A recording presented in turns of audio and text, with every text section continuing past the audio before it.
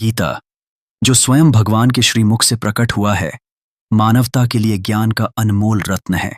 यह केवल एक धार्मिक ग्रंथ नहीं है, बल्कि यह यथार्थ सत्य का योगदान है। गीता में उपदेश का केंद्र बिंदु स्वयं भगवान है, जिनकी सत्ता अनादि और सर्वव्यापक है। यह सत्य केवल शास्त्र में नहीं, बल्कि हृदय में गूंज उठता है।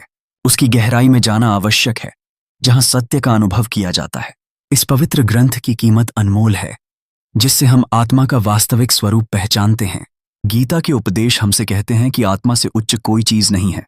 एक साधक को अपने भीतर की खोज करनी होती है, जो साधारण बुद्धि से परे है। मुंडक उपनिषद में भी यही दर्शाया गया है कि ब्रह्म विद्या केवल हृदय के अनुभव से झांत की जा सकती है।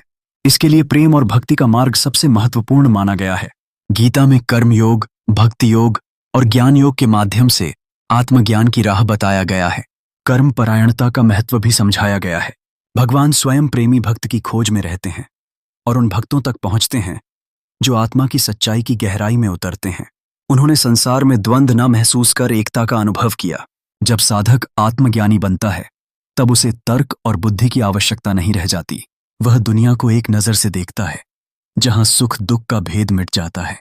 आध्यात्मिकता की इस खोज में हमें मन, इंद्रियों और बुद्धि की शक्तियों का सही उपयोग करना चाहिए।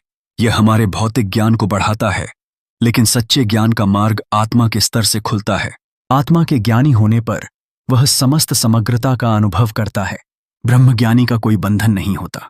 वह अमृत के समान होता है, जहां जन्म और मृत्यु की धारणाएं समाप्त हो जाती हैं।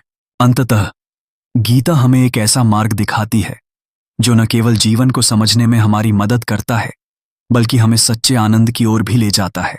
राधे राधे।